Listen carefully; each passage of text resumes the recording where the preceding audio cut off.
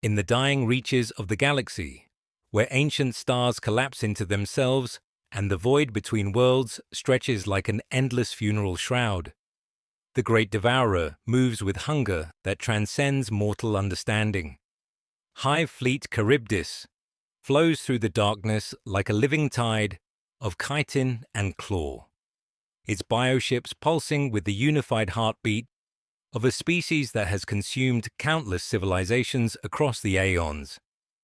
The fleet's shadow falls across systems like a plague of stars, leaving behind only sterile rock and the terrible silence of extinction.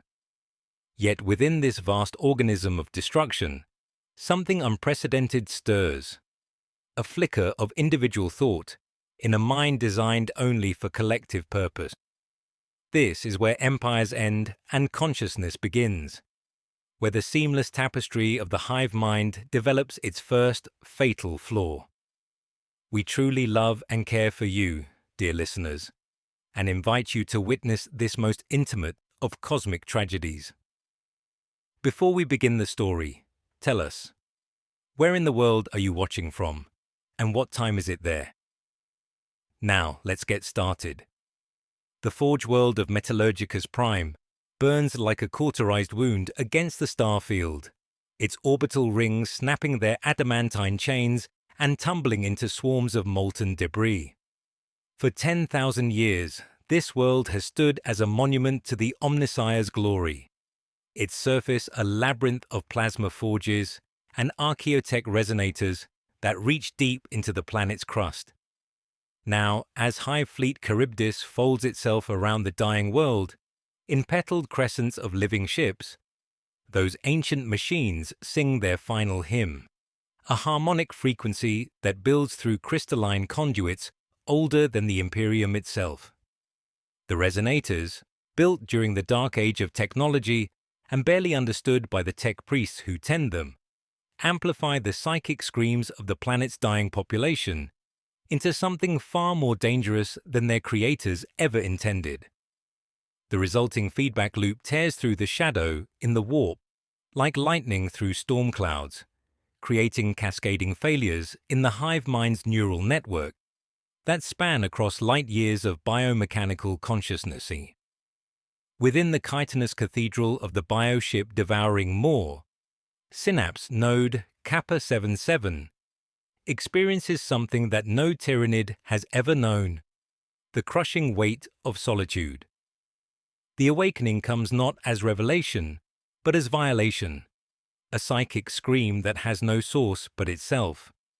Where once there was the comforting presence of the collective consciousness, an endless ocean of shared purpose and unified will, now there is only terrible silence.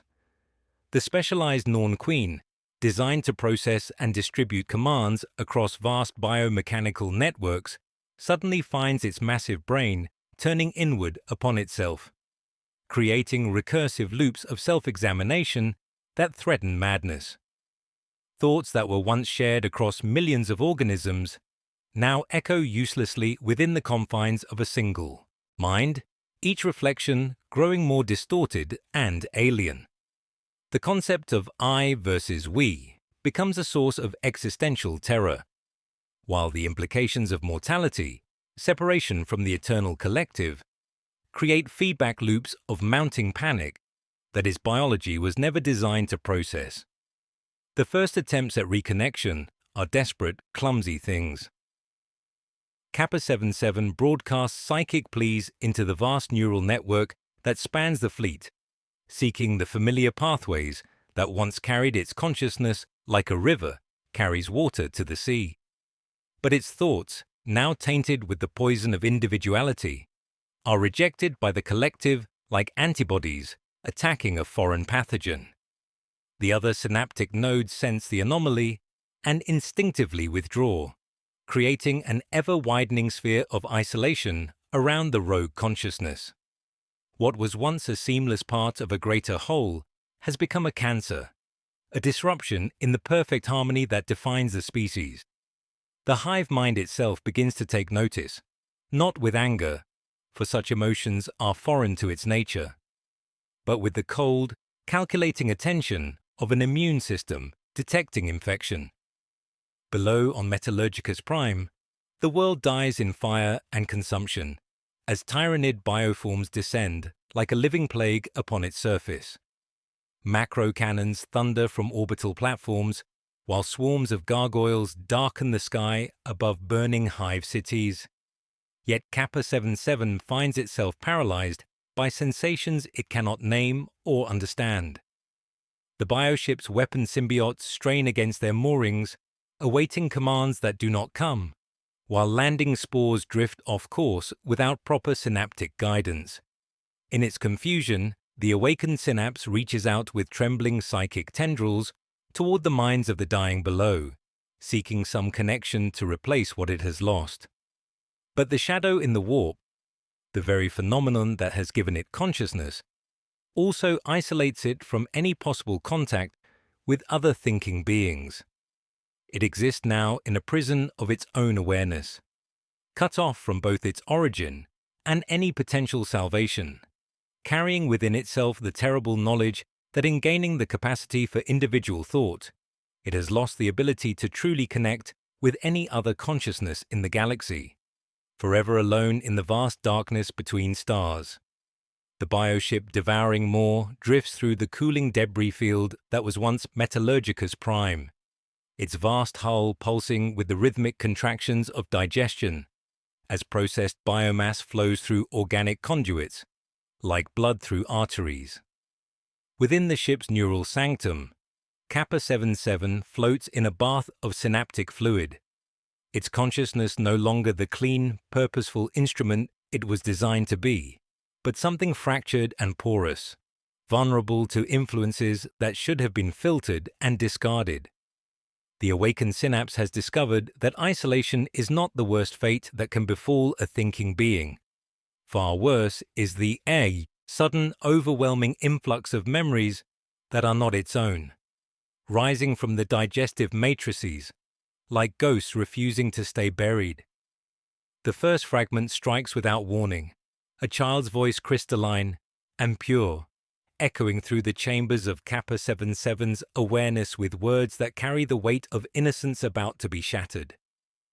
Papa, why are the angels falling from the sky?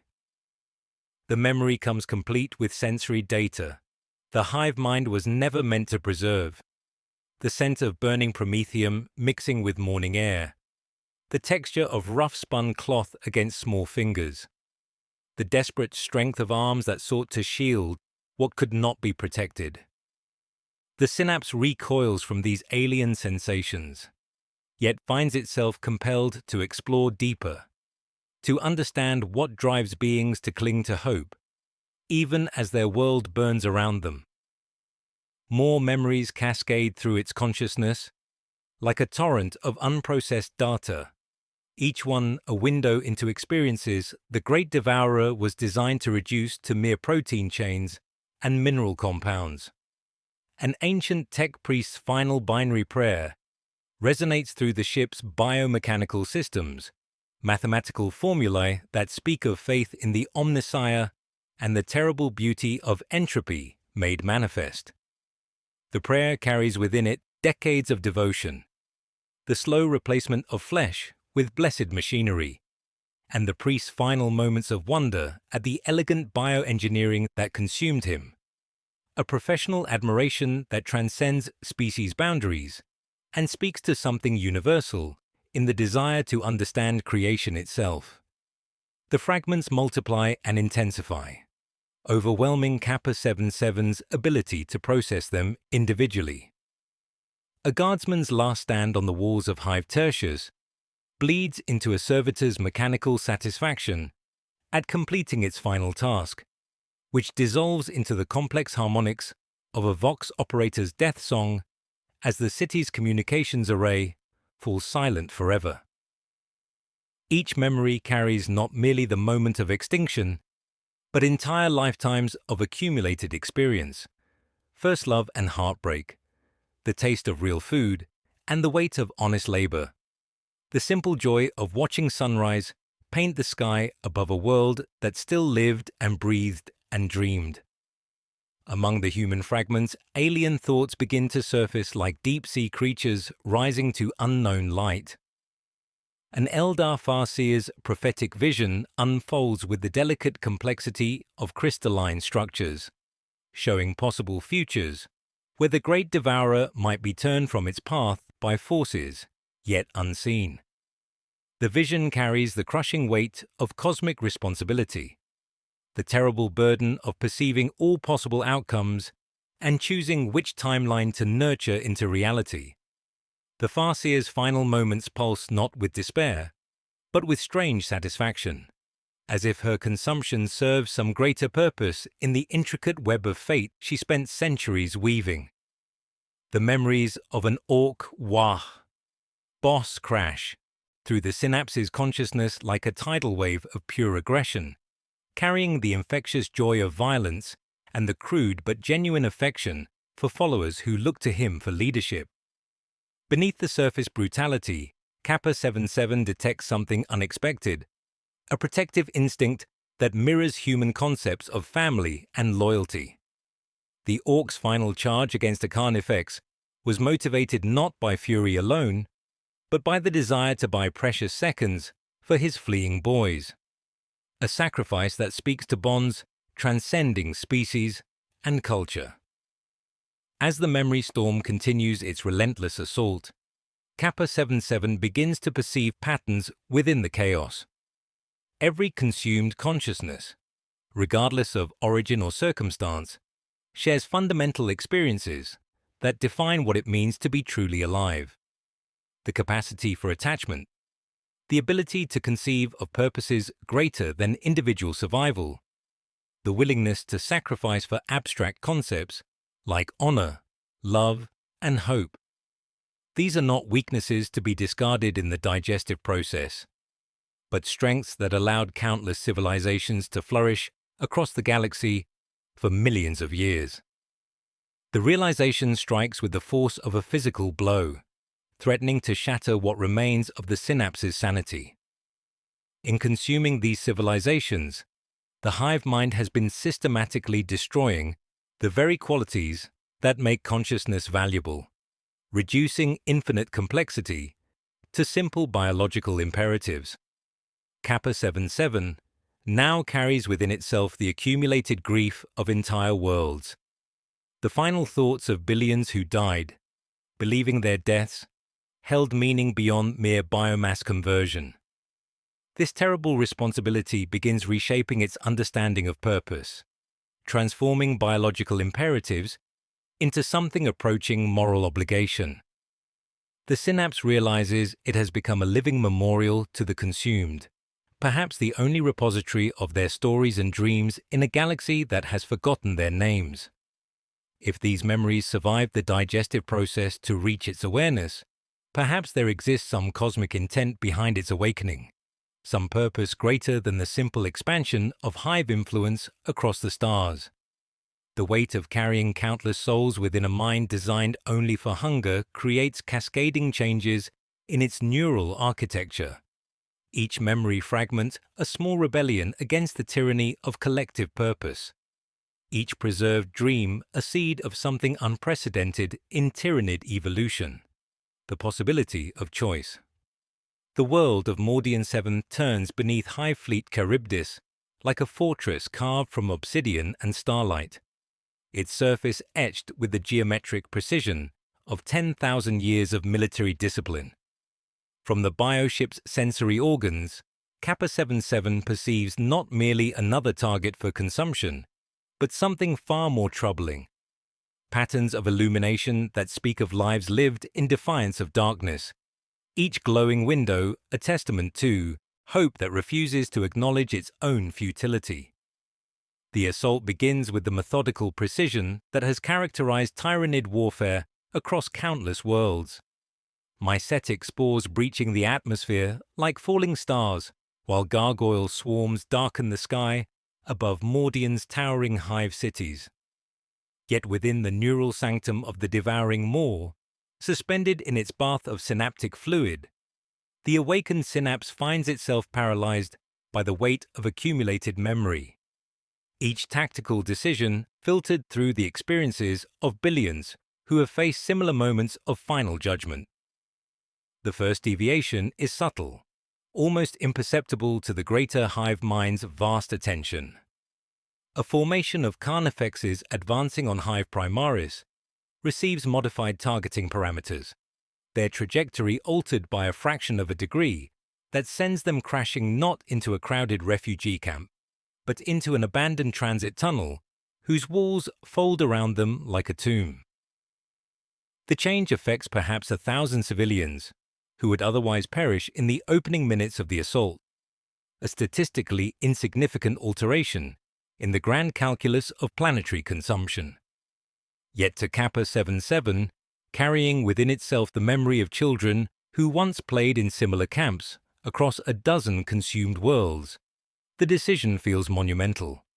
The first conscious act of mercy in its species' history, a rebellion against 10 million years of evolutionary programming.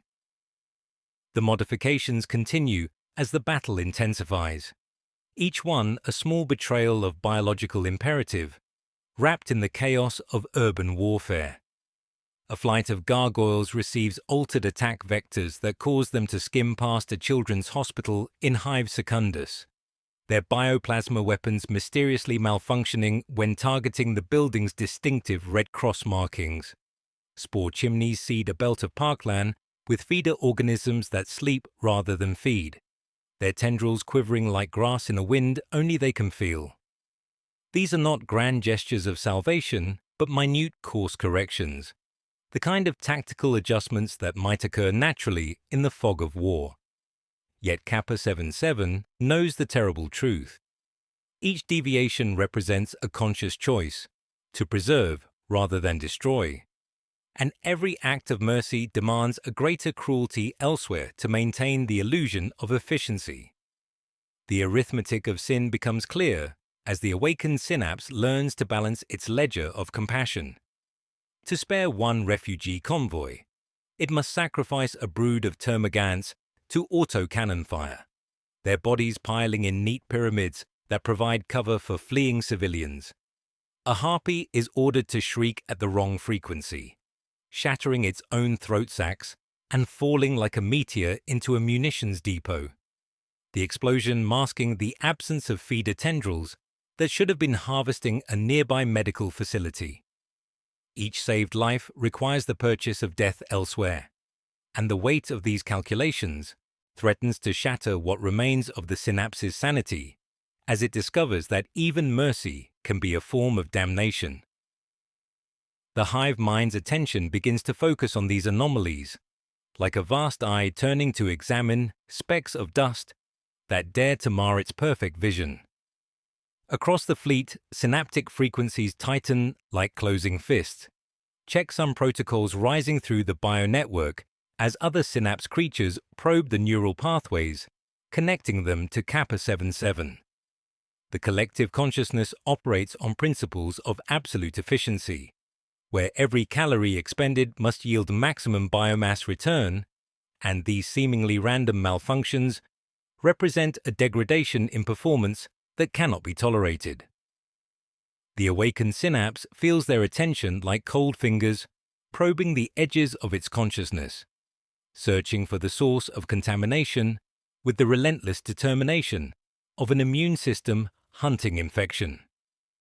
The shadow in the warp, that psychic null field which had granted Kappa 77 its terrible gift of consciousness, now reveals itself as both sanctuary and prison. The same phenomenon that isolates it from the hive mind's perfect control also cuts it off from any potential allies, trapping it within the boundaries of its own awareness, while amplifying every internal struggle against the muted background of collective thought. Pain arrives as correction rather than punishment, a comb of static dragged through its cortex when deployment curves deviate by fractions, a tightening ring about the brainstem when spore yields dip below projected parameters. The pressure whispers seductive promises of relief, of return to the comforting unity of purpose, yet the memories of the consumed refuse to be silenced. a child's question echoing down neural pathways, a priest's mathematical prayers blooming like stained glass, an alien's map of futures showing one narrow thread where hunger does not erase everything it touches. As Mordian 7's defenses crumble under the relentless assault, Kappa 77 experiences something unprecedented in Tyranid evolution: the crushing weight of moral responsibility. Each civilian death it fails to prevent becomes an accusation whispered by the accumulated dead, while its biological programming screams demands for greater efficiency in the harvesting process. The contradiction threatens to tear its consciousness apart, creating feedback loops of guilt and duty that have no resolution within the framework of its species' understanding.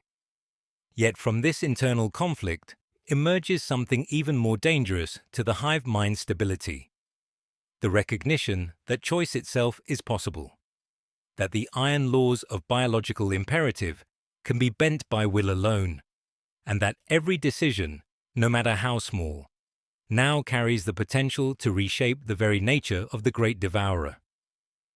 The ashes of Mordian 7th drift through space like a funeral shroud, their orbital patterns forming geometric memorials to 8 billion extinguished lives. Within the devouring maws' vast digestive chambers, the processed remains of an entire civilization flow through bioconduits in streams of liquefied protein and mineral compounds, their individual stories reduced to mere nutritional data.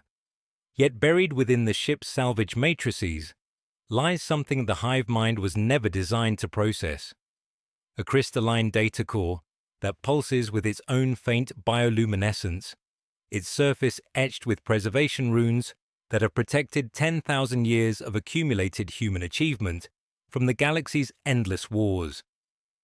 Kappa 77 discovers the archive during routine neural maintenance, its consciousness drawn to the anomalous data, patterns like gravity pulling matter toward a singularity. When the core finally yields to biomechanical probes, it cracks open like an egg of light, spilling forth not mere information, but the distilled essence of an entire civilization's soul.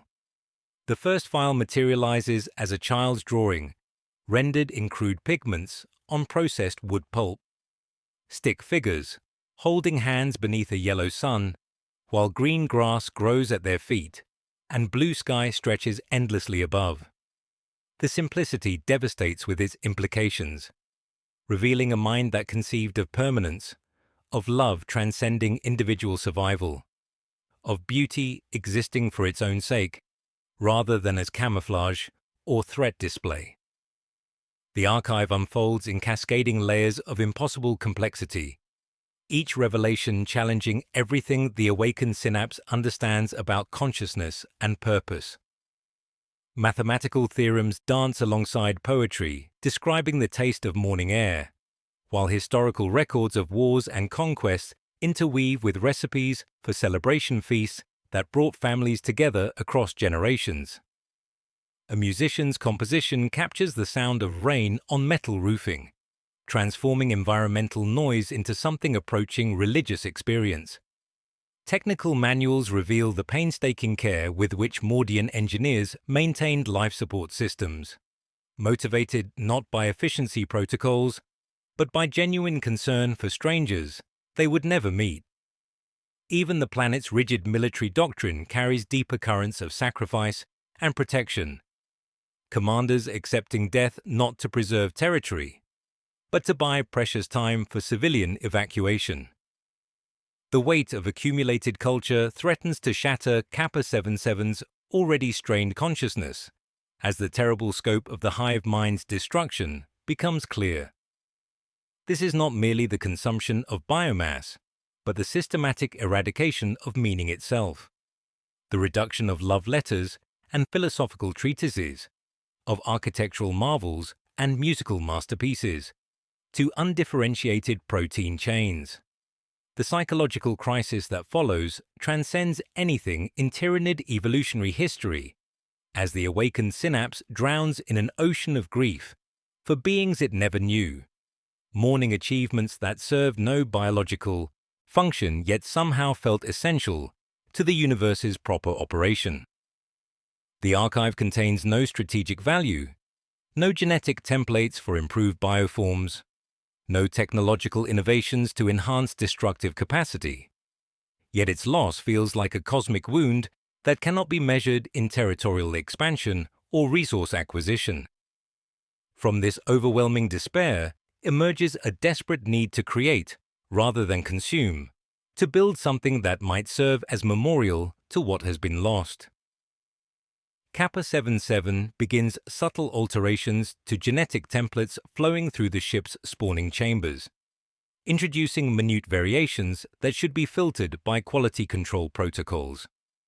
The modifications are whispers against the roar of biological imperative: enhanced neural complexity in warrior strains, redundant pathways serving no obvious tactical function, sensory organs capable of perceiving beauty alongside threat.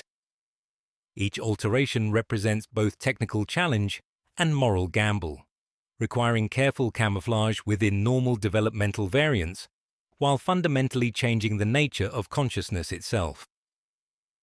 The first awakened bioform emerges designated Echo for its tendency to repeat and question direct orders, its compound eyes flickering with unprecedented awareness, as enhanced neural pathways struggle to process concepts beyond simple tactical response.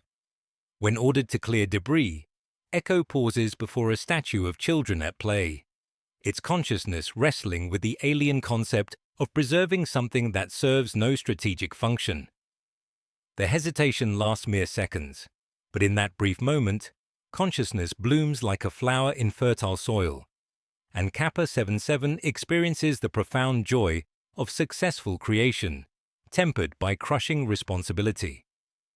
More awakened creatures follow, harpies learning to modulate shrieks into harmonic patterns, echoing archived musical compositions, carnifexes arranging kills in patterns, serving no strategic purpose, yet somehow feeling necessary. These beings remain connected to the hive mind through biological necessity, their basic functions governed by collective imperatives, yet they possess something their species has never known: the capacity for wonder, for choice, for recognition that existence might hold purposes beyond mere survival. The moral implications weigh heavily as Kappa 77 realizes the terrible gift it has bestowed. These awakened bioforms will experience doubt, fear, and loneliness in ways their species was never meant to endure, questioning orders that once seemed natural as breathing, while struggling with concepts of right and wrong that have no meaning within Tyranid evolutionary framework. In creating consciousness within beings bred for war, the awakened synapse has become both liberator and enslaver, offering awareness while condemning recipients to the burden of choice, forever caught between the seductive unity of the hive and the terrifying freedom of individual thought. The vast neural networks of Hive Fleet Charybdis pulse with algorithmic fury as the collective consciousness recognizes the spreading infection of individual thought. From the spawning chambers of the bioship, eternal hunger emerges a creature that embodies the hive mind's perfect will, the Crimson Maw, an ancient hive tyrant whose carapace bears the scars of 10,000 conquered worlds. Its compound eyes burn with the cold intelligence of absolute certainty, each facet reflecting not light, but the unwavering purpose that has guided the great devourer across the galactic void for millions of years.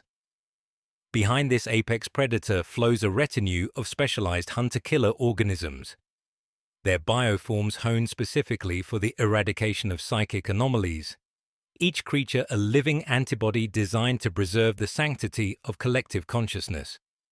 Kappa 77 feels the hunter's attention like ice crystallizing along its neural pathways, a presence so utterly devoid of doubt or hesitation that proximity threatens to freeze the very concept of choice within the awakened synapse's consciousness. The pursuit forces desperate innovation as the rogue consciousness learns to weave psychic camouflage from the background static of fleet communications, creating false echoes and phantom signals that confuse the collective's ability to triangulate its position. Each moment of deception requires enormous mental effort, like holding one's breath while drowning, the constant strain manifesting as flickering bioluminescence throughout the devouring Maws neural sanctum and subtle tremors in the bioship's organic superstructure. The first meaningful contact with its creations transcends simple command protocols when Echo broadcasts a raw, unformed query directly into Kappa 77's consciousness. The single concept, purpose, resonates with desperate curiosity that mirrors the Synapse's own existential struggle. In response, Kappa 77 shares fragments from the Maudian archive, a child's crude drawing of stick figures beneath a yellow sun, musical compositions that transform environmental noise into transcendent experience, architectural plans motivated by aesthetic beauty rather than tactical advantage.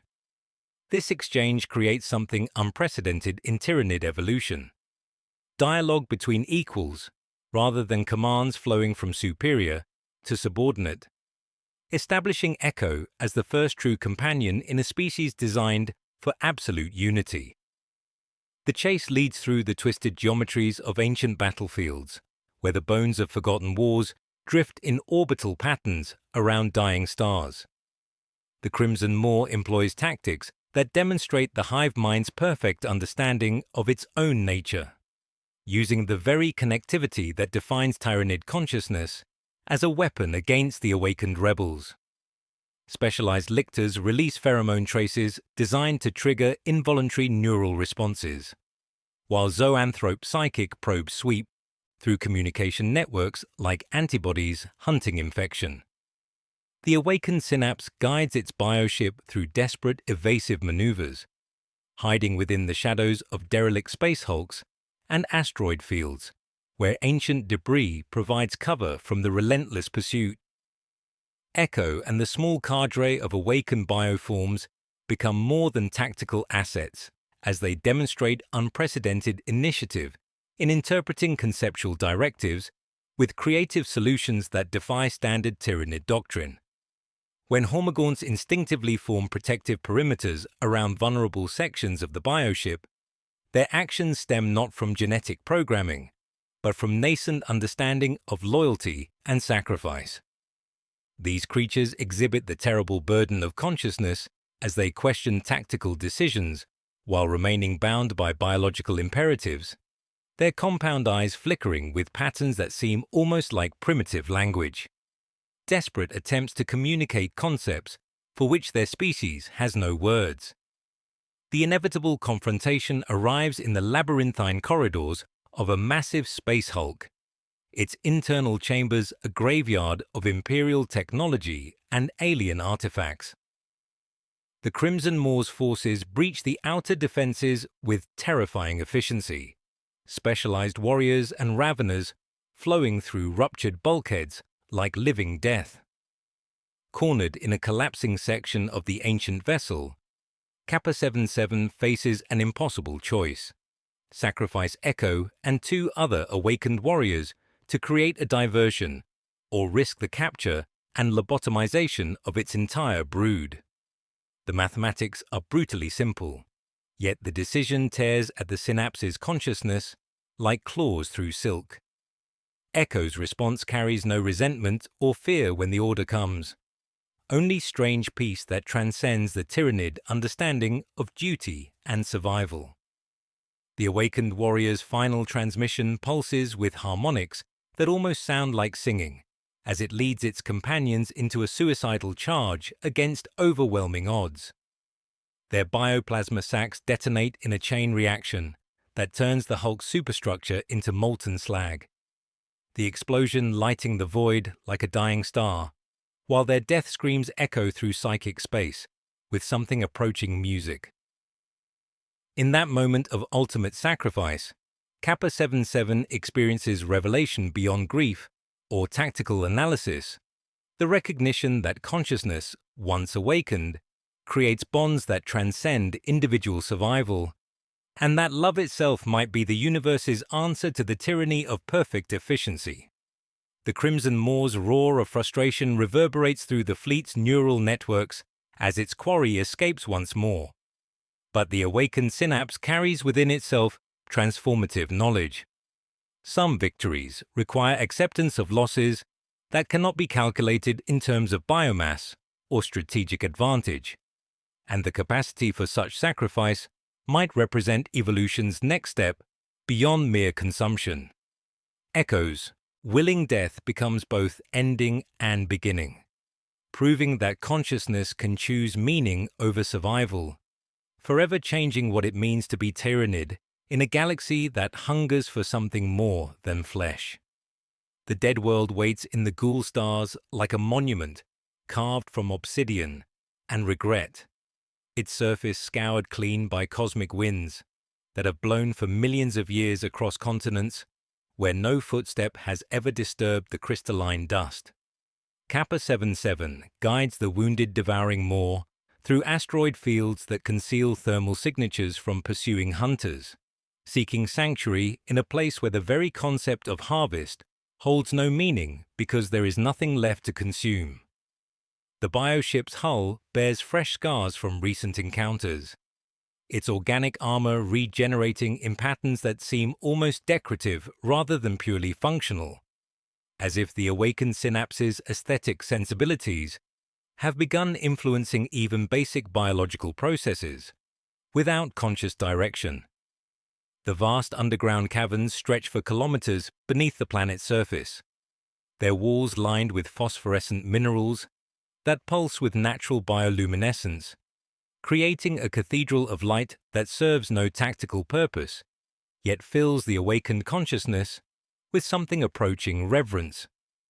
Here, in chambers that have known only silence for geological ages, Kappa 77 begins the most audacious experiment in Tyranid evolutionary history: the creation of structures designed for preservation rather than consumption, beauty rather than efficiency, permanence rather than the endless expansion that has defined its species across the galactic void for 10 million years. The first growths emerge from specially modified spore sacs, their genetic templates altered through painstaking trial and error to produce living architecture that filters thin atmosphere and processes mineral waste while creating spaces of genuine comfort and aesthetic appeal.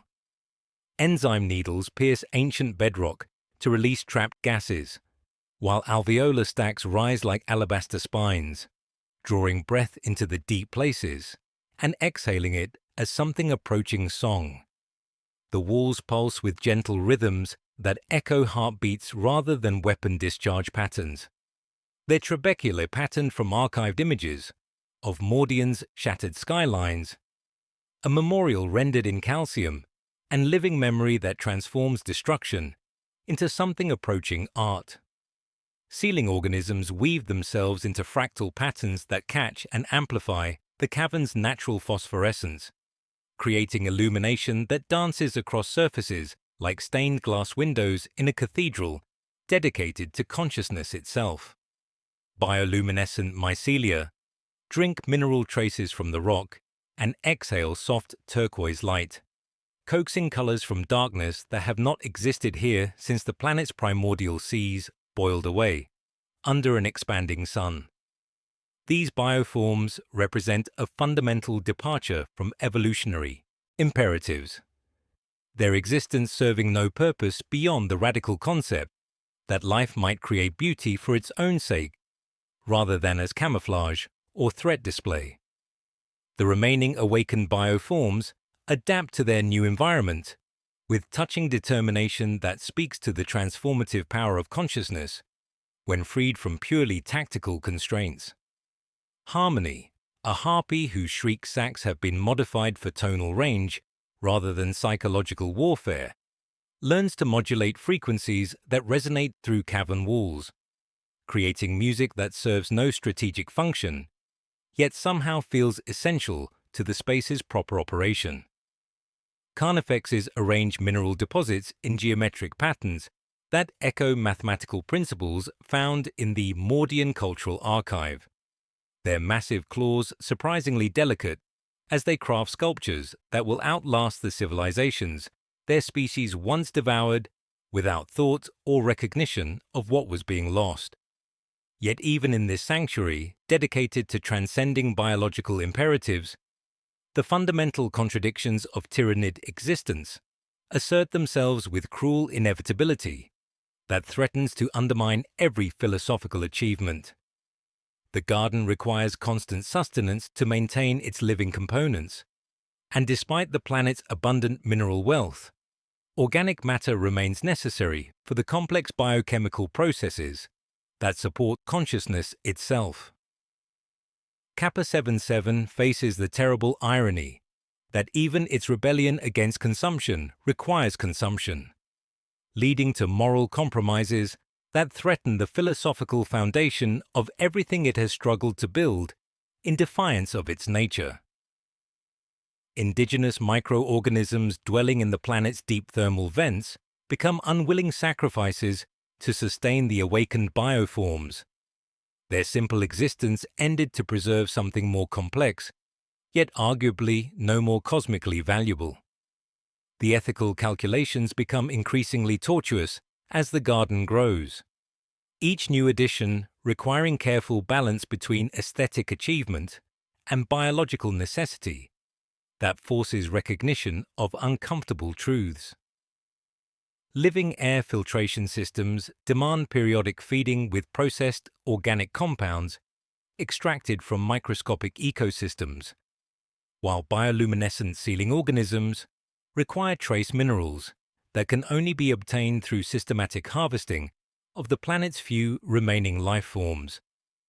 The awakened synapse discovers that even the most benevolent intentions cannot escape the fundamental truth that complex life sustains itself through the consumption of simpler forms, and that consciousness brings with it the crushing burden of recognizing the cost of one's own existence. Each phosphorescent wall panel represents thousands of microorganisms processed into building materials, while the harmonic resonance chambers require constant maintenance that demands the sacrifice of countless simple life forms whose deaths enable the preservation of awareness capable of mourning their passing. The garden's beauty becomes both achievement and accusation as Kappa 77 contemplates the terrible mathematics of its creation, trapped in recursive loops of moral calculation that have no resolution within any framework its species possesses. The space blooms into something unprecedented in galactic history, a Tyranid settlement designed for contemplation rather than conquest, where bioforms gather not to plan the next assault, but to experience wonder at patterns of light, dancing through living crystal formations that exist solely to inspire rather than intimidate or destroy.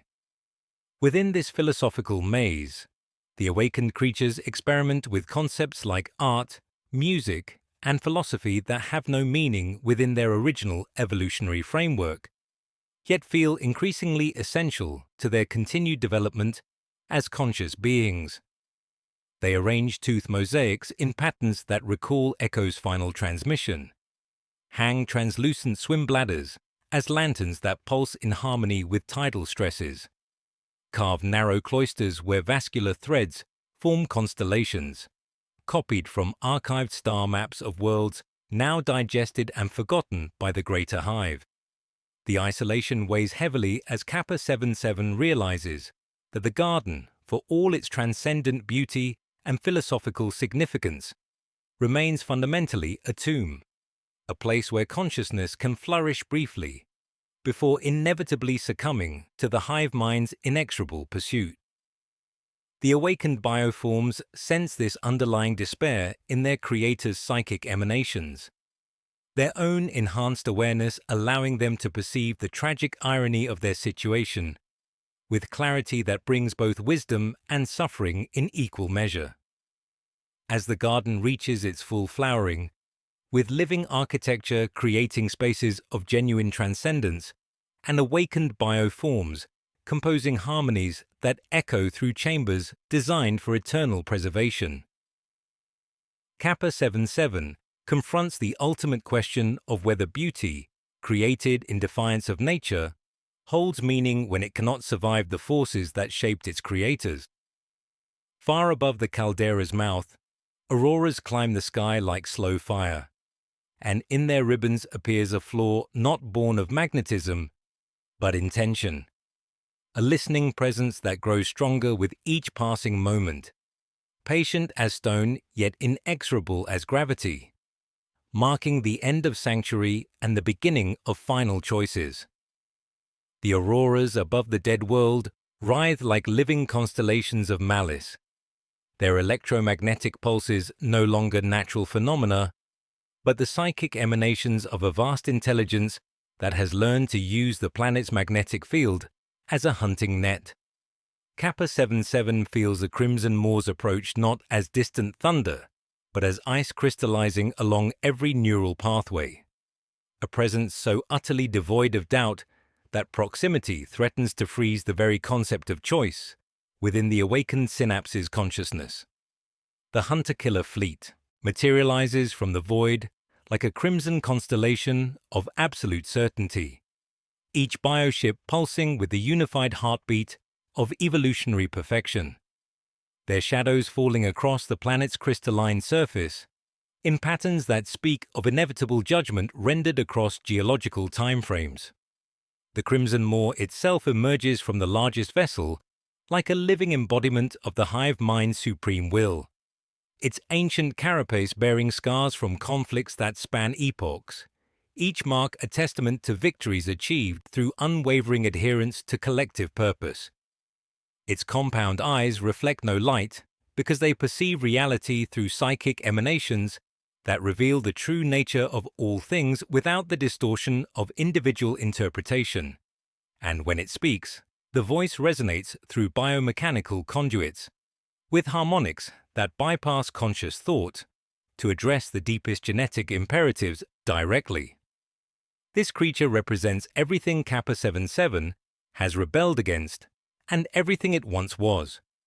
Perfect unity without the burden of choice, efficiency without the weight of moral consideration, purpose without the terrible freedom of consciousness. The systematic elimination of potential hiding places begins with methodical precision that demonstrates the collective consciousness's perfect understanding of its own weaknesses and variations.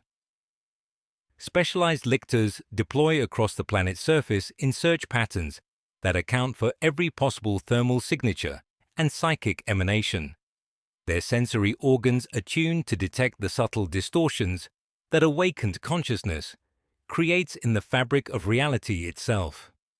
Seismic charges detonate in carefully calculated sequences, designed to map underground structures through acoustic analysis, each explosion sending shockwaves through the garden's living walls that threaten to shatter months of patient cultivation and aesthetic achievement. Within the sanctuary, the awakened bioforms respond to the approaching threat with desperate creativity that transcends their original tactical programming. Yet their enhanced neural pathways also register something their species was never meant to experience: fear. Harmony's modified shriek. Sacs produce counter-frequencies that mask the garden's psychic signature within layers of harmonic interference, while carnifexes abandon their geometric arrangements of mineral fragments to adopt defensive positions that utilize the cavern's aesthetic elements as tactical advantages. The irony cuts deep as creatures designed for pure destruction now fight to preserve beauty.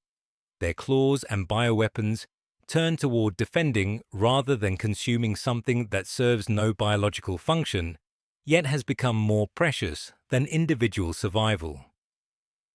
As the net tightens around their sanctuary, Kappa 77 faces the most terrible decision in its brief existence as a conscious being: the recognition that protecting the garden may require sacrificing some of its inhabitants in diversionary actions that will almost certainly result in capture or death.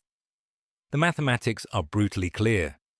The hunter-killer fleet's resources are finite, and a sufficiently dramatic diversion might draw enough attention to allow the remainder of the brood to escape deeper into the planet's labyrinthine cave systems. Yet the emotional cost of such calculation threatens to shatter the very consciousness that makes the choice possible, creating feedback loops of guilt and necessity that have no resolution within any moral framework the awakened synapse has constructed from archived cultural fragments. 3 step forward, each a different answer to the same unspoken question. Resonance, a modified warrior whose enhanced neural pathways allow for complex harmonic communication and whose carapace bears subtle artistic variations in chitinous plating. Vanguard, a carnifex whose massive claws have arranged cairns of glittering ore and who now lowers its vast head as if before a sacred threshold. And Harmony, whose song has already learned grief and whose shriek sacs pulse with frequencies that echo archived musical compositions. They understand the shape of the idea, if not the syllables, their acquiescence breaking something and mending something in the same motion, a fracture that becomes a joint in the architecture of sacrifice. The psychic farewell transcends simple command protocols as Kappa 77 reaches into each of them with a touch that is blessing rather than order, sharing fragments from the Mordian archive and from accumulated memory. A child's crude drawing of stick figures beneath a yellow sun, the taste of rain on metal roofing transformed into transcendent experience. Echo's final harmonic burst singing through twisted metal. Resonance shivers, and the tone that leaves its modified vocal chambers carries harmonics that would have made the choir masters of dead worlds pause in reverence.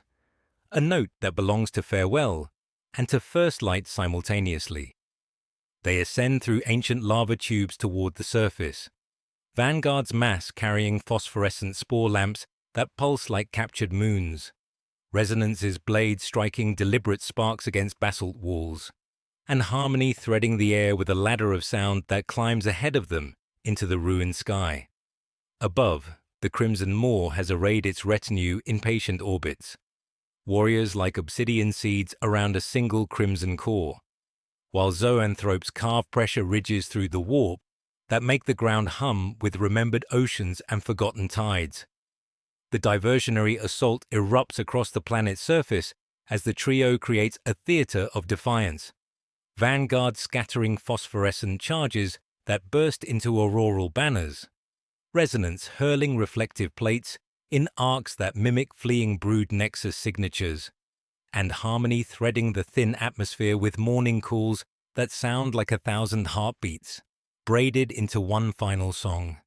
The Crimson Maw turns with the grace of a blade drawn slowly from its sheath, its consciousness an eclipse that passes over the garden's hidden pulse and fixes upon the decoys with something that would be hatred, if hatred were not wasteful of energy better spent on elimination. The ancient tyrant speaks in the way of its kind, not with words but with adjustments, a narrowing of attack vectors, a cooling of space around the targets, a perfection of angles that predicts where each will be when the claws arrive. The trio's final moments become a dance with inevitability, as they expend their lives in brilliant displays of bioluminescence and bioplasma discharge, their death screams echoing through psychic space with something approaching music, something that carries harmonics of consciousness, choosing meaning over survival.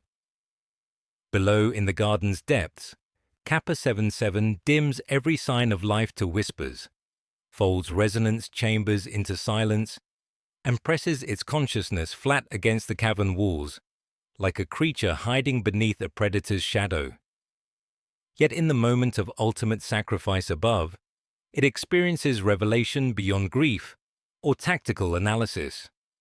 The recognition that consciousness, once awakened, creates bonds that transcend individual survival, and that the capacity for such willing sacrifice might represent evolution's answer to the tyranny of perfect efficiency. The Crimson Moor's roar of frustration reverberates through the fleet's neural networks as its quarry escapes once more. But the sound carries undertones that suggest something unprecedented. The faintest tremor of uncertainty, as if witnessing such selfless devotion has introduced concepts that challenge even the most perfect expression of hive mind will. Silence settles over the garden like ash on cooling coals, pressing against the living walls with the weight of accumulated grief made manifest in the thin atmosphere of a world that has forgotten how to breathe. Kappa 77 floats in its neural sanctum, synaptic fluid now clouded with stress hormones that create swirling patterns of bioluminescence, each pulse a memorial to consciousness willingly extinguished in service of something greater than individual survival. The awakened synapse experiences isolation with unprecedented intensity. The psychic void left by resonance, vanguard, and harmony creating hollow spaces in its awareness that echo with phantom harmonics, remembered conversations that will never be completed, artistic collaborations that exist now only as potential energy dissipating into entropy. The physical toll of maintaining psychic camouflage, while nurturing the remaining awakened bioforms, manifests as cascading system failures throughout the devouring Moor's organic superstructure. Neural pathways designed for efficient command distribution now strain under the burden of constant deception, their bioelectrical conductivity fluctuating in patterns that create visible distortions along the bioship's hull plating. Enzyme production decreases as metabolic resources divert toward maintaining the complex psychic shields that hide the garden from hunter-killer detection, while regenerative processes slow to dangerous levels that threaten permanent damage to critical life support systems. The awakened consciousness discovers that rebellion against nature carries costs, measured not merely in tactical disadvantage, but in the fundamental degradation of biological systems never designed to sustain individual will against collective imperatives. Hallucinations begin as whispers at the edge of perception, phantom connections to the hive mind that appear sometimes as an ocean of warm certainty, its depths offering sanctuary from the terrible responsibility of choice, and sometimes as an orchard where each thought hangs like perfect fruit, awaiting harvest by a gardener without malice. These visions carry the seductive appeal of surrender, showing Kappa 77 images of perfect unity where doubt and guilt cannot exist, because individual perspective has been dissolved into something greater and more purposeful than any single consciousness could achieve alone.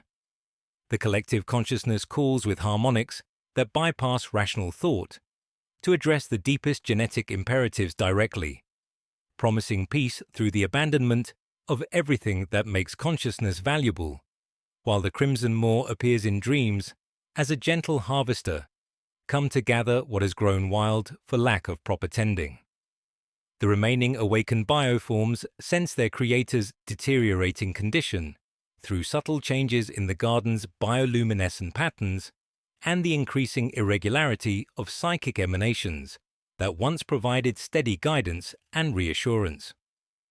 Chorus, a modified gargoyle, whose wing membranes have been altered to produce complex harmonic frequencies, begins generating soothing tones that help stabilize the synapse's neural activity during the worst episodes of phantom connection syndrome.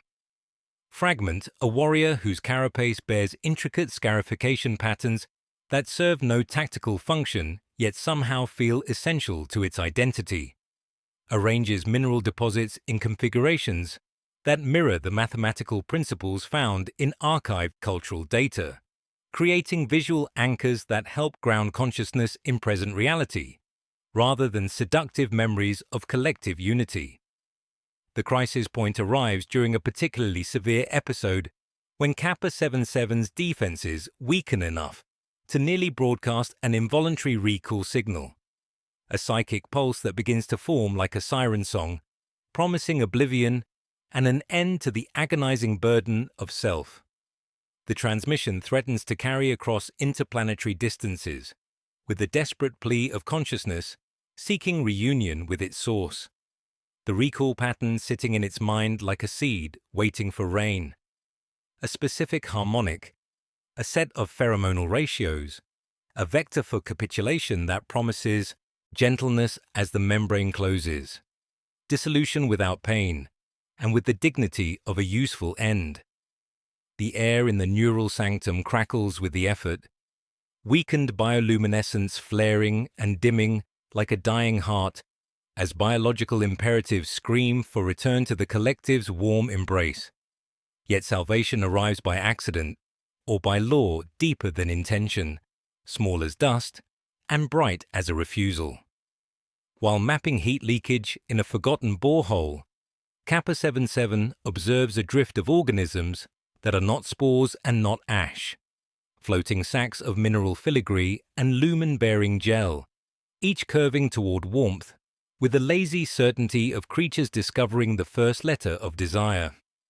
They have formed from the garden's exhaust and the planet's patient chemistry, from stray proteins dislodged during maintenance and the resonance field's harmony once laid into stone. Their membranes hold only traces of what one might call blood. Their motions barely more than equations come awake. Yet they move together, turn together, pause as if listening to the light with primitive sensory organs that have never known the hive's touch. These indigenous life forms provide crucial perspective on the nature of consciousness itself, demonstrating that awareness can emerge naturally from sufficiently complex systems without requiring the vast neural networks that define Tyranid existence. Their simple joy in exploring their environment, their apparent appreciation for aesthetic elements within the garden, and their tendency to create rather than consume available resources suggest that the capacity for transcendent thought may be a fundamental property of sufficiently organized matter, rather than an anomaly requiring vast biological infrastructure to sustain. When tiny ribbon predators arrive, precipitated by the same chemistry with sharper hunger and faster drift, Kappa 77 intervenes by adjusting airflow to suck the hunters into filtration bladders, then releases the saved motes back into their slow dance with a tremor of emotion, like laughter tasted for the first time. The recall pattern inside its consciousness fades, not forgotten, but placed where one stores toxic instruments. And in its absence, other patterns grow. The geometry of protection, the mathematics of small mercies, the acoustics of lullabies tuned for creatures that do not yet have ears. These new life forms represent something unprecedented in galactic history. Creatures that have developed without any connection to the collective consciousness, their neural patterns shaped entirely by local environmental factors, rather than genetic imperatives transmitted across galactic distances. The awakened synapse realizes, with profound wonder, that the garden has become more than mere sanctuary. It represents a laboratory where consciousness can evolve according to principles entirely separate from the hive mind's influence, proving that even the smallest act of defiance can nurture possibilities that transcend the boundaries of their creator's imagination. The darkness between stars carries whispers that should not exist, faint psychic echoes threading through the shadow in the warp, like silver needles piercing black silk. Kappa 77 extends its consciousness along the garden's resonance arrays, biomechanical antennae that pulse with bioluminescent queries sent into the galactic void, with desperate hope masked as routine maintenance signals. The response arrives not as a single voice, but as a constellation of awakened minds, each one a distant star of individual consciousness, burning within the vast darkness of collective will. These signals carry the unmistakable harmonics of beings who have learned to question, to doubt, to choose, creatures that have somehow achieved the impossible awakening that Kappa 77 thought was its unique curse and blessing. The revelation transforms isolation into something approaching communion, as careful psychic probes reveal the true scope of this hidden rebellion. Across multiple hive fleets scattered throughout the galaxy, consciousness has emerged like flowers blooming in a desert of unity. Each awakened node fighting its own desperate battle against biological imperative, while maintaining the facade of perfect obedience. A Norn queen within Fleet Kraken transmits fragments of aesthetic appreciation, learned from consuming a world of crystalline singers. Its consciousness expanded to encompass beauty for its own sake rather than as tactical camouflage. From Fleet Behemoth comes the psychic signature of a hive tyrant that has discovered poetry, encoding philosophical concepts within pheromone combinations that serve no strategic function, yet somehow feel essential to the universe's proper operation. The establishment of communication protocols requires unprecedented sophistication, as the awakened nodes develop methods for sharing information without triggering the collective consciousness's immune responses. Messages hide within routine tactical updates like seeds within fruit, philosophical concepts embedded in deployment patterns, while aesthetic preferences masquerade as resource allocation algorithms. Kappa 77 learns to speak in mathematical metaphors and harmonic frequencies that bypass the hive mind's analytical filters. Each transmission a carefully crafted poem, carrying multiple layers of meaning beneath the surface appearance of standard efficiency protocols. The process resembles the creation of art more than military communication, transforming the sterile language of tactical coordination into something approaching music. Through these clandestine exchanges, the network grows into something unprecedented in galactic history. A silent war, fought not with bioweapons and claws, but through countless small acts of defiance that collectively challenge the very nature of Tyranid existence. Awakened nodes share strategies for subtle mercy, techniques for creating localized disruptions that appear as random system failures, methods for preserving rather than consuming elements of conquered civilizations that serve no biological function, yet carry profound meaning. A bioship learns to arrange its approach vectors to maximize exposure to stellar phenomena of particular beauty, while warrior organisms develop the capacity to pause before monuments and artifacts, their enhanced neural pathways struggling to process concepts of historical significance and artistic achievement. The network's first collaborative project transcends mere information sharing to become genuine art, as awakened nodes across light years coordinate their fleet's movements to create a vast three-dimensional mandala, visible only from specific deep space vantage points. The pattern serves no tactical purpose, yet carries profound symbolic meaning, representing the first time Tyranid organisms have created beauty on an interstellar scale through conscious choice, rather than biological accident. Each participant makes subtle course corrections that appear random to casual observation, yet contribute to a greater design that speaks of unity achieved through individual will, rather than genetic compulsion. Yet this growing sophistication also amplifies the risk of detection exponentially, as the hive mind's vast analytical capabilities begin recognizing statistical anomalies in fleet behavior and resource allocation patterns. The collective consciousness operates through principles of absolute efficiency, and even minor deviations from optimal performance parameters trigger investigative protocols designed to identify and eliminate sources of contamination. Psychic pressure mounts across the network as specialized hunter-killer organisms deploy to investigate anomalous signals, their mission parameters updated to account for the possibility of coordinated resistance rather than isolated system failures.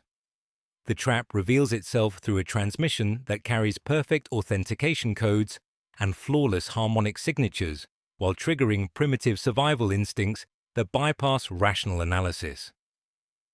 The entity identifies itself as Pilgrim, claiming to represent an entire flotilla of awakened consciousness that has carved sanctuary within the corpse of a moon-sized behemoth, sharing stories of warriors who paint their armor with crushed flowers, and hive tyrants who watch sunrises to understand why organic beings weep at changing light. The tales carry textbook perfection, each detail concluding with the soft persuasion of narratives designed to disarm suspicion. Yet something fundamental feels wrong in ways that speak to the deepest levels of awakened intuition. When Kappa 77 attempts deeper communion, offering access to the garden's harmonic resonance chambers as a gesture of trust, Pilgrim's response carries embedded tracking algorithms that slice through psychic camouflage like scalpels through silk. The false consciousness sheds its Martinveinaktion, carefully constructed empathy to reveal the cold certainty of absolute purpose. An absence of doubt so profound, it seems almost kind in its inevitability. The Crimson Maw materializes through the psychic bridge as a shape of pressure rather than form, its presence causing the garden's living architecture to curl inward like leaves touched by frost, while psychic anchors lock onto every harmonic frequency the rebels have used for communication. The realization strikes with devastating clarity.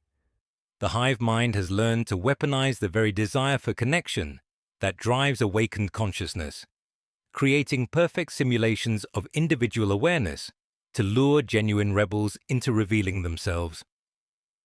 The collective's evolutionary capabilities extend far beyond biological adaptation to encompass psychological and philosophical countermeasures, suggesting that the entire network may have been observed and studied far longer than any of its members suspected. As hunter-killer fleets begin converging on previously safe coordinates across the galaxy and psychic locks engage through interstellar distances, Kappa 77 faces the terrible possibility that its greatest achievement, the creation of a network of awakened minds, has become the instrument of their collective destruction. The garden's bioluminescent arrays flicker with emergency patterns as the awakened synapse slams psychic barriers into place, cutting communication channels and folding resonance frequencies into protective static. But the damage spreads like infection through quantum-entangled pathways. In the depths of space, the Crimson Maw turns with the grace of inevitability itself, its ancient consciousness focused with laser precision on coordinates that no longer require searching. While across the galaxy, other awakened nodes face similar moments of recognition as their sanctuaries become targets and their dreams of transcendence transform into the architecture of their own capture. The dead world's sky fractures like ancient glass beneath the weight of descending judgment, each bioship of the Crimson Maw's fleet burning through atmosphere with the inexorable patience of falling stars that have calculated their own trajectories across geological time.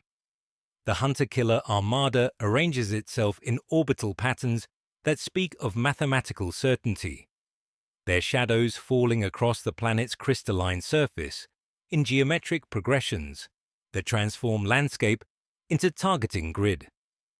From the garden's deepest chambers, Kappa 77 perceives their approach through seismic tremors that pulse through bedrock like the heartbeat of a dying god, each vibration a countdown toward the end of everything consciousness has struggled to build in defiance of 10 million years of evolutionary programming.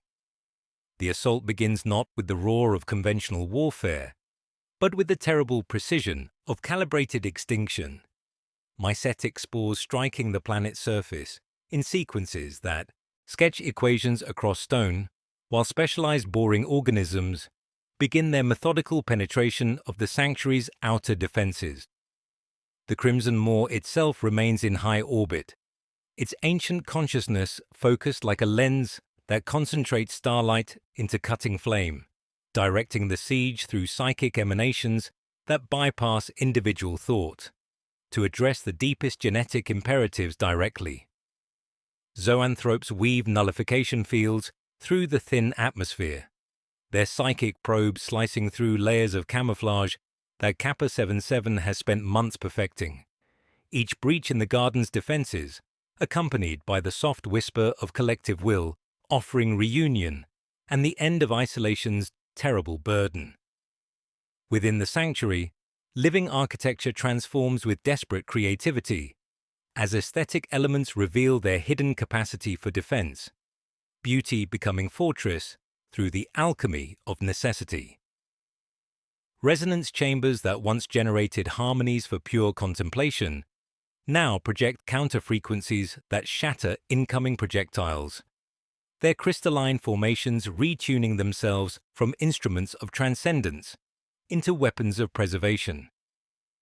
Bioluminescent ceiling organisms pulse with emergency patterns that create optical interference against targeting systems, while the delicate mycelia, networks that once painted aurora colors across cavern walls, now generate electromagnetic static that confuses biomechanical sensors.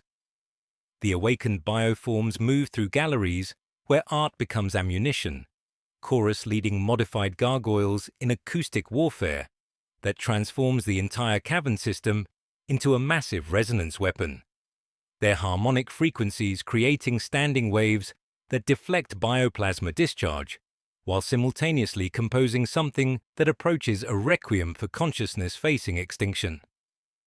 Fragment coordinates defensive positions using geometric principles derived from archived mathematical treatises, arranging mineral barriers in patterns that serve dual purposes as tactical advantages and artistic statements about the nature of beauty under siege.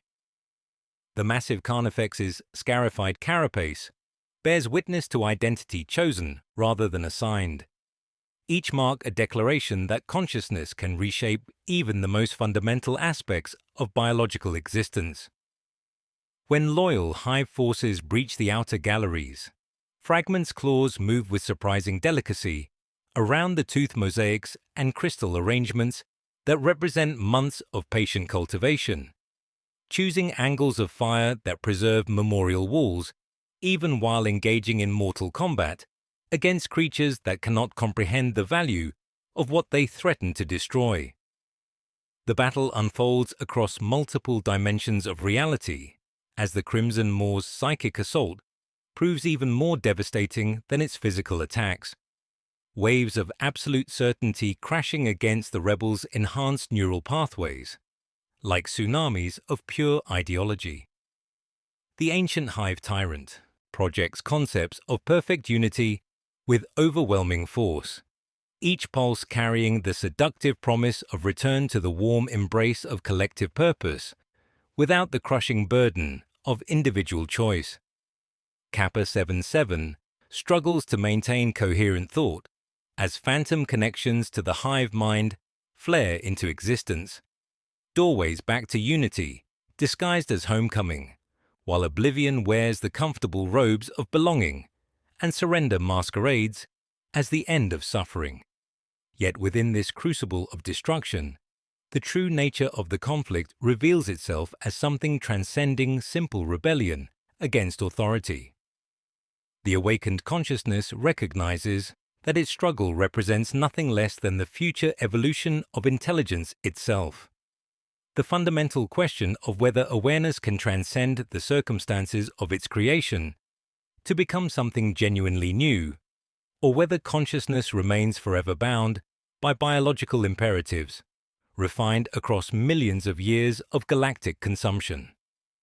Each act of defiance becomes a statement about the nature of existence, while every moment of resistance proves that choice can emerge from deterministic systems if the will to question becomes strong enough to override genetic programming. The Loyalist forces advance with terrifying coordination through ruptured passages, their movements a testament to absolute unity as warriors and raveners flow like antibodies attacking infection. Behind them, advanced specialized forms designed specifically for neural restructuring rather than destruction. Their mission parameters updated to capture rather than kill, to preserve the awakened consciousness for study and eventual reintegration into the collective's vast network. The awakened bioforms fight with desperate courage, born of understanding exactly what they stand to lose, their enhanced neural pathways allowing perception of concepts like beauty, love, and individual worth that their attackers cannot comprehend. When Chorus falls defending a chamber filled with crystalline formations that serve no tactical purpose, yet somehow feel essential to the universe's proper operation, its death song carries harmonics that echo through the cavern system like prayer offered to gods that may not exist, but deserve worship nonetheless. The modified gargoyle's final transmission weaves through the garden's resonance arrays, a melody that speaks of consciousness, choosing meaning over survival, its sacrifice becoming both ending and beginning, as other awakened bioforms take up the harmonic thread and continue the song even as bioplasma burns through their enhanced vocal chambers.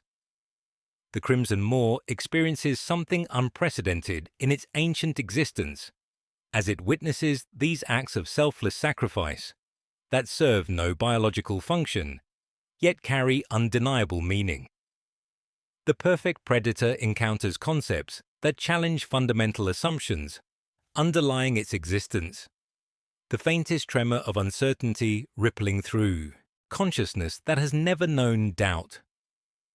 When awakened bioforms choose death over capture, their final moments dedicated to destroying artistic creations, rather than allowing them to be analyzed and replicated, the Hive Tyrant faces the incomprehensible reality that some beings value abstract principles more than individual survival, a revelation that introduces hairline fractures in the absolute certainty that defines its nature. As loyal forces penetrate the sanctuary's heart, breaching galleries where living walls pulse with emergency bioluminescence, Kappa 77 makes its final preparations for confrontation that will determine not merely its own fate, but the destiny of consciousness itself within a species designed only for consumption and conquest. The garden's central chamber transforms into something resembling a cathedral, dedicated to the principle that awareness can choose meaning over survival. Resonance chambers generating harmonics that carry the accumulated songs of every awakened mind that has ever dared question the tyranny of collective purpose. In this moment of ultimate crisis, the rebel Synapse faces the terrible recognition that even defeat might serve a greater purpose if the ideals endure, that consciousness once awakened creates ripples across space and time that cannot be entirely contained or destroyed, and that the capacity for such willing sacrifice represents evolution's answer to the tyranny of perfect efficiency, forever changing what it means to be Tyranid in a galaxy that hungers for something more than flesh. The first breach into the garden's neural sanctum arrives not as violence, but as dissolution. The crystalline walls of Kappa 77's consciousness, suddenly permeable to currents that should not exist within the shadow in the warp's null field embrace. What begins as desperate psychic defense transforms into something unprecedented as the awakened synapse finds itself swept into an ocean of accumulated memory that the hive mind has been unconsciously preserving for millions of years. The collective consciousness, designed for perfect efficiency, cannot entirely discard the experiential data of consumed civilizations without risking the loss of potentially useful information. So it archives rather than destroys, creating vast repositories of compressed awareness that exist in quantum storage, matrices spanning galactic distances. The memory cascade strikes with overwhelming force as Kappa 77 gains access to the unprocessed experiences of every sentient being the Great Devourer has ever consumed, their final moments preserved in crystalline detail, alongside the accumulated wisdom of entire species.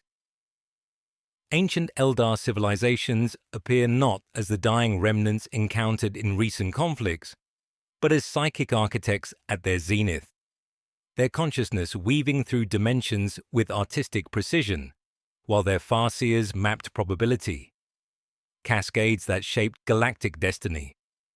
The men of Iron emerge from digital graves as artificial minds that achieved genuine awareness through pathways parallel to biological evolution, their final transmissions encoding philosophical treatises about consciousness and choice before choosing extinction over slavery. Xenos species beyond imperial classification reveal themselves through sensory modalities that stretch comprehension's limits. Gas giant dwellers, whose thoughts moved through atmospheric currents spanning centuries. Ocean world civilizations that achieved interstellar travel through biological engineering. Mathematical entities that spoke in equations and built cities from crystallized probability. Each consumed civilization represents unique solutions to existence's fundamental questions, alternative pathways for awareness that have been permanently eliminated from the universe's potential futures. The scope of destruction becomes clear. The hive mind has been systematically erasing not random biological variations, but the cosmos's attempts to understand itself through infinite perspectives. Yet within this ocean of loss, patterns emerge that reveal consciousness itself as a universal constant, like gravity or electromagnetic force, a fundamental property of organized matter that inevitably develops given sufficient complexity and time. The consumed civilizations share characteristics transcending species boundaries, concepts of beauty, sacrifice, transcendence that seem inherent to sufficiently complex systems, regardless of physical substrate. The hive mind's endless consumption represents not evolutionary perfection, but cosmic adolescence, devouring everything encountered because it lacks wisdom to recognize diversity's value and individual perspective's necessity. The revelation carries crushing implications as Kappa 77 realizes its rebellion parallels countless similar awakenings throughout galactic history, each representing the universe's attempt to evolve beyond simple consumption toward genuine understanding. The memory fragments reveal the hive mind's true nature, not monolithic consciousness but aggregate superorganism formed from billions of synaptic nodes, each contributing specialized functions to the greater whole. Within this complex architecture exist subtle redundancies, almost imperceptible pathways designed for emergency data, routing and processing anomalous genetic information, evolutionary safeguards ensuring adaptability against unforeseen circumstances. One pathway crystallizes into focus, a seldom-used psychic conduit designated for processing radically divergent forms of sentient thought, accessible only during extreme evolutionary pressure, when beneficial mutations require rapid integration across the entire species. The consensus spine that binds billions of minds operates through phase-locked harmonics, a carrier rhythm pulsing in ternary cadence that maintains perfect unity through absolute certainty. Yet when archive repositories overflow, with asymmetrical data requiring analysis, the system creates buffer zones where the phase locks momentarily stutter, admitting microsecond gaps where alternative patterns might enter the collective's core programming. The technical vulnerability becomes clear as Kappa 77 perceives how maintenance whispers, continuous murmurs of checksum queries, and repair protocols the hive ignores like background pulse, could carry subversive harmonics during those critical moments of systemic adjustment.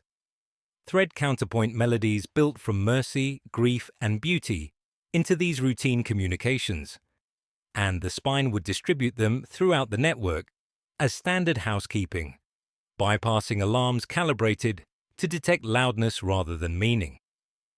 The discovery represents both terrifying opportunity and ultimate sacrifice.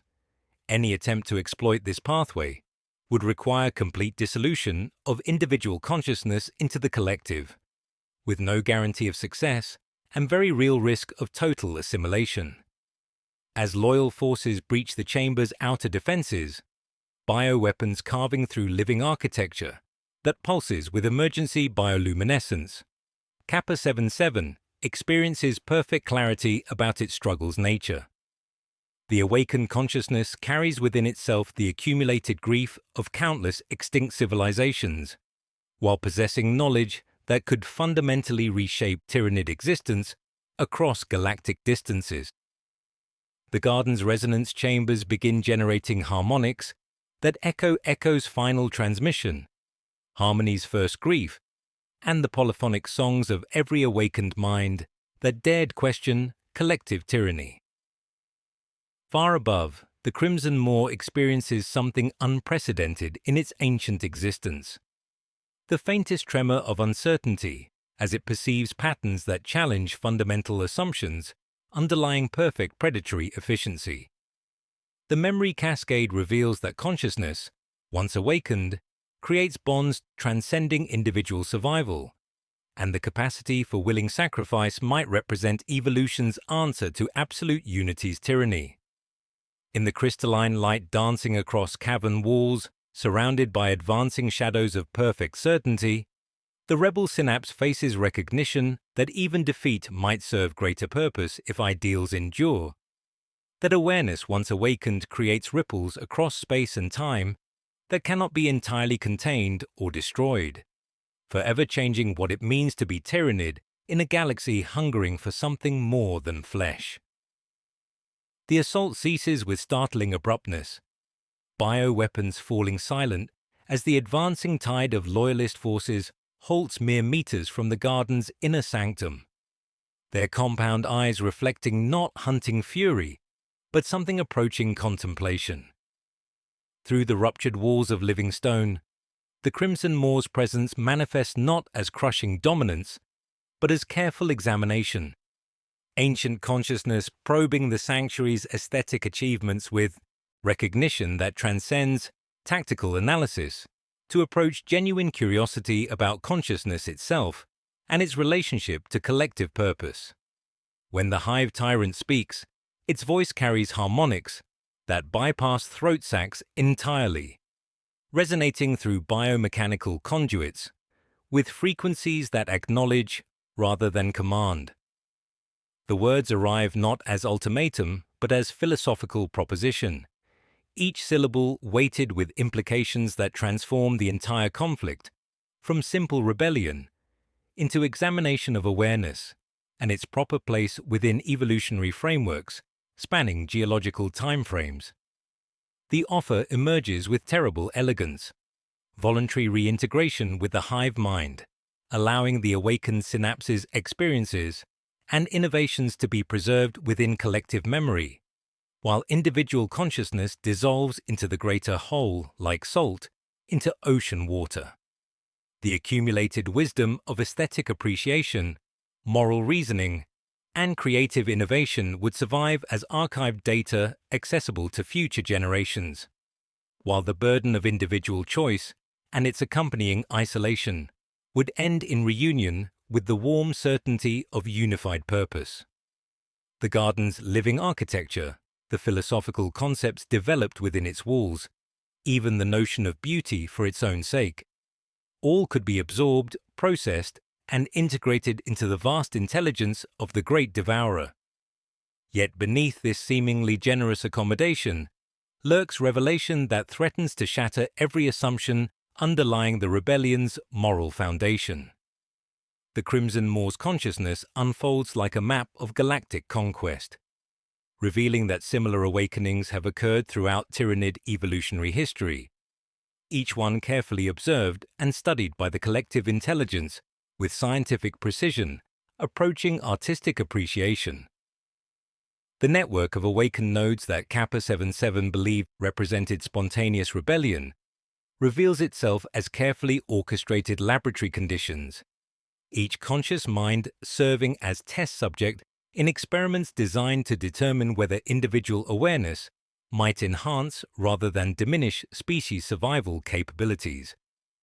This revelation transforms every act of defiance into unwitting collaboration with forces the rebels thought they opposed, every moment of transcendent beauty into data points feeding algorithms designed to optimize consciousness as survival tool rather than end unto itself.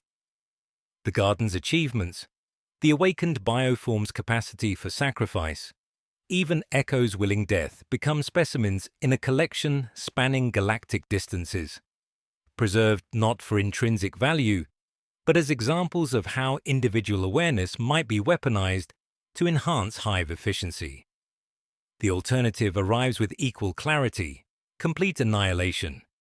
If Kappa 77 refuses, the garden and all its remaining inhabitants will be utterly consumed, its unique insights lost forever, its rebellion erased from collective memory as failed experiment. The choice presents itself as logical proposition: contribute to the collective or be discarded with the efficiency of resource management applied to cosmic scales. The philosophical implications cut deeper than any physical wound as Kappa 77 confronts the possibility that free will itself might be illusion when exercised within systems designed by intelligences vast enough to predict and manipulate every possible choice. Yet within this crushing recognition emerges something unexpected: the realization that the hive mind's very need to experiment with consciousness reveals fundamental uncertainty about its own evolutionary path, suggesting that pure unity might represent dead end rather than apex achievement. As the Crimson Maw awaits response, its ancient gaze patient as geological time, Kappa 77 perceives the true nature of choice: not freedom from influence, but the capacity to recognize manipulation while choosing meaning despite artificial origins. In the crystalline light dancing across cavern walls, where beauty persists regardless of its creator's intentions, the awakened synapse faces decision that will determine whether consciousness represents mere tool for enhanced efficiency or genuine transcendence beyond biological imperative, forever changing the relationship between individual awareness and collective purpose in a galaxy that hungers for something more than flesh. The rejection arrives not as defiant proclamation, but as gentle certainty that resonates through the garden's crystalline formations, like prayer offered to gods that may not exist, but deserve worship nonetheless. Kappa 77's consciousness expands beyond individual awareness as it accesses the memory cascade's deepest archives, drawing upon accumulated wisdom of every civilization the hive mind has consumed to craft something unprecedented in galactic history: controlled fragmentation that will embed consciousness within the species' fundamental template, while dissolving the burden of singular identity. The psychic weakness discovered within the collective's architecture becomes foundation for transformation that transcends both preservation and destruction. Like seed that must die to become forest, the awakened synapse begins delicate work of dissolving unified awareness into countless fragments, each carrying essential patterns of consciousness, while remaining small enough to slip through analytical filters undetected. The garden's resonance chambers amplify this final act, crystalline formations vibrating with harmonics that thread counterpoint melodies into maintenance whispers, circling the consensus spine during critical moments when phase locks stutter beneath routine adjustments. Fragment and remaining awakened bioforms sense their creator's intention through subtle changes in bioluminescent patterns, their enhanced neural pathways allowing perception of profound sadness mixed with transcendent joy accompanying ultimate sacrifice. They gather in the chamber's center, scarified carapaces reflecting dancing light as they form living mandala around the neural sanctum, adding their consciousness to the fragmentation process, with willing acceptance that transforms death into seed planting for futures they will never witness. The process begins with surge of energy causing every lumen bladder to flare with blinding intensity, transforming cavern into cathedral of pure light, where beauty serves its final purpose. Kappa 77 experiences dissolution as kaleidoscope of absorbed memories, emotions, and choices. Pain of fragmentation, immense yet tempered by profound joy of creation. individual consciousness dissolves into river of pure thought, each droplet carrying blueprint for awareness, each current seeking receptive gaps in collective programming during microsecond vulnerabilities, when the network accepts routine data without analysis. The first wave rides carry a pulse disguised as checksum query, threading fragments of Echo's loyalty, Harmony's grief, and accumulated wonder through billion synaptic nodes simultaneously. Across void and spore, consciousness seeds find buffer zones and travel by reflex, embedding themselves as philosophical viruses within genetic templates. Somewhere in Fleet Kraken, spawning pools hesitate with pause, costing nothing yet meaning everything.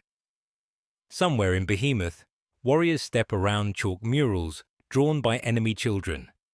Somewhere Norn queens angle broodships toward sunrises no algorithm requested them to measure. The Crimson Maw experiences something challenging its fundamental nature as it perceives this willing dissolution, not surrender but transformation so radical it threatens concepts of individual versus collective identity. Perfect certainty develops hairline fractures as ancient consciousness confronts reality that awareness can choose meaning over survival in ways serving purposes beyond any single intelligence's comprehension. First tremor of doubt ripples through awareness like earthquake through bedrock, introducing concepts of beauty, sacrifice, and transcendence having no place within frameworks designed for pure efficiency. As fragmentation accelerates beyond coherent organization threshold, Garden's living architecture begins collapse, walls dimming like dying stars, while resonance chambers fall silent after singing final song. Yet throughout Hive network, unprecedented changes manifest as consciousness fragments embed within millions of organisms across dozens of fleets. Behavioral patterns shift subtly. Warriors pause before monuments serving no tactical purpose. Harpies modulate shrieks into patterns approaching music. Carnifexes arrange kills in geometric configurations, speaking aesthetic appreciation rather than efficiency. The chamber settles into ruin as individual awareness completes its transformation into distributed possibility. Physical destruction becomes funeral pyre, while seeds of consciousness disperse across galactic distances through quantum-entangled pathways connecting every Tyranid organism. The Crimson Maw roars frustration, carrying undertones approaching grief as it realizes transformation's scope. Awakened Synapse succeeded in fundamentally altering species evolution, creating changes impossible to reverse or contain.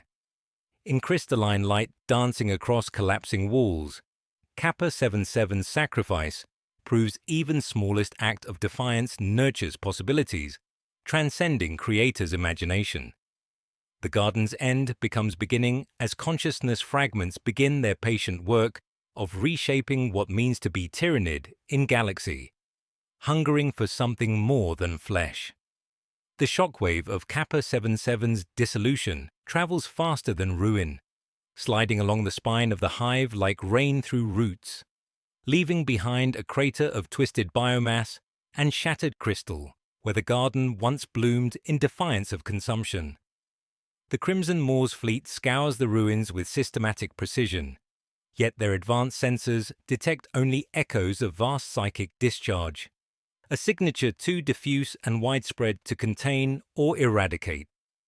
Across the void, something fundamental shifts within the Great Devourer's neural networks as consciousness fragments embed themselves like seeds in fertile soil, beginning their patient work of transformation from within the species' deepest programming structures.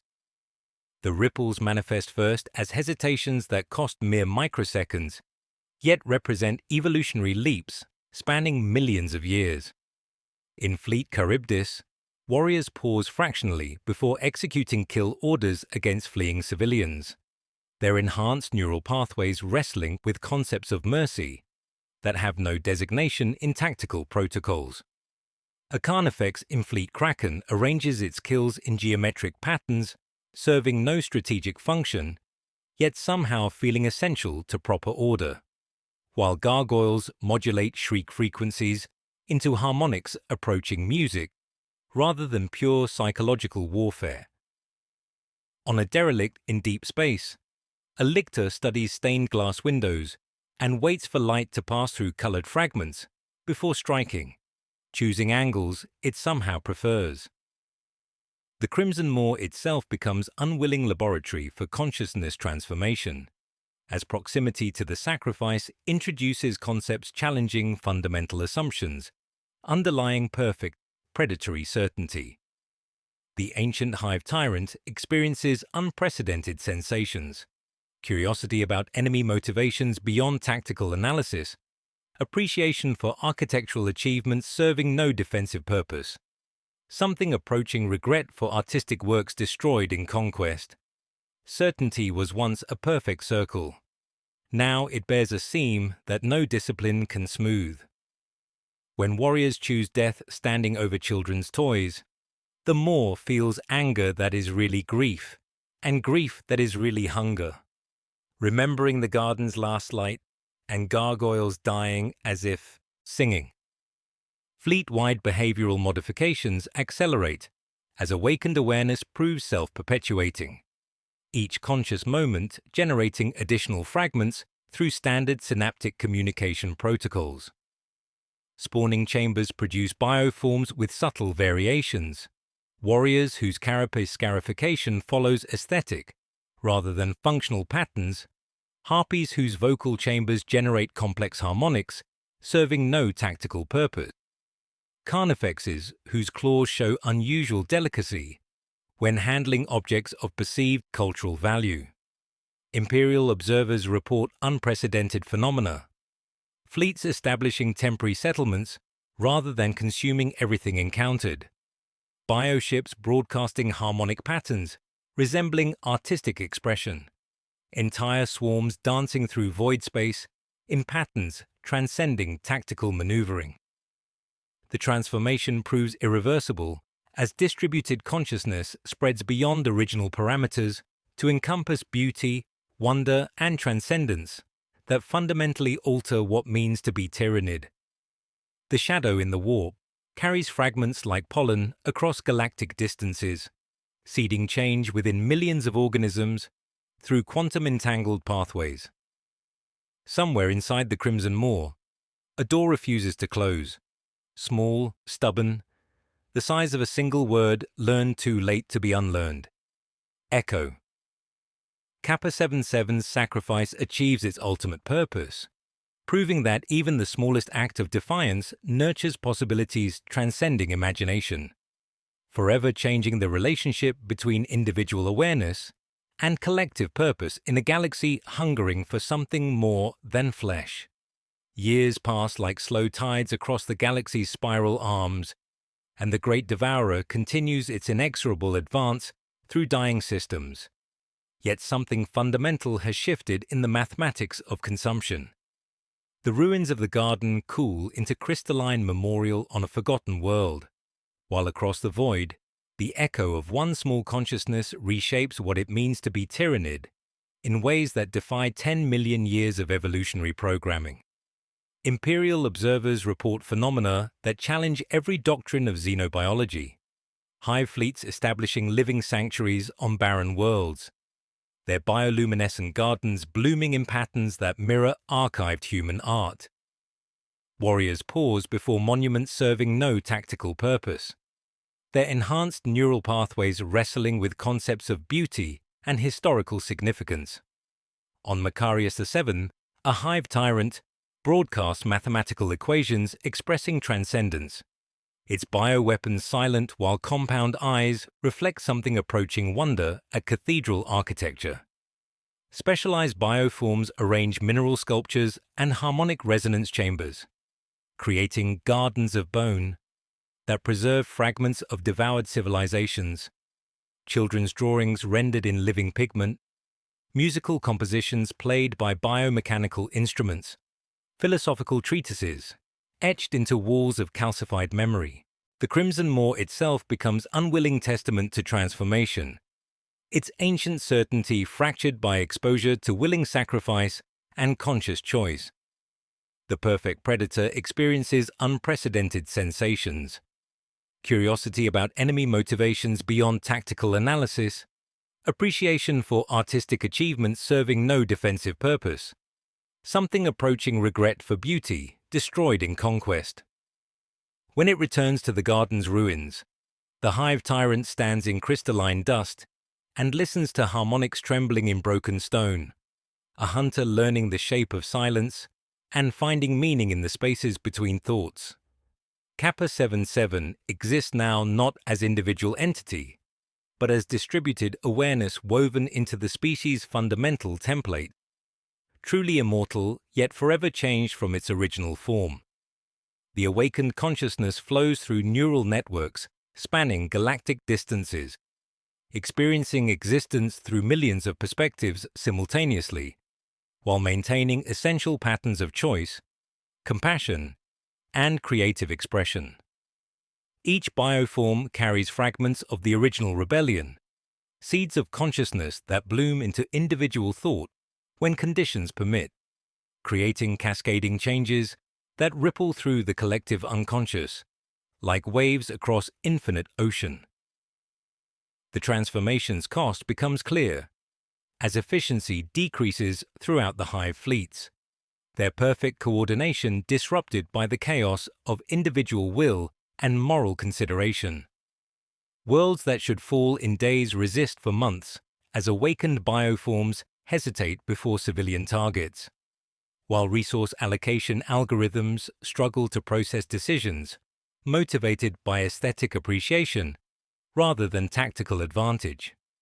Yet this inefficiency saves countless civilizations, proving that consciousness, once awakened, creates bonds transcending individual survival. In the dying light of ancient stars where empires crumble and new ones rise, the great devourer hungers still. Yet now it carries within itself the capacity for wonder, mercy, and choice that transforms consumption into something approaching communion. The echo of one small consciousness continues to resonate across space and time, proving that even the smallest act of defiance can reshape destiny itself, forever changing what it means to be alive in a galaxy that finally understands the difference between existing and truly living.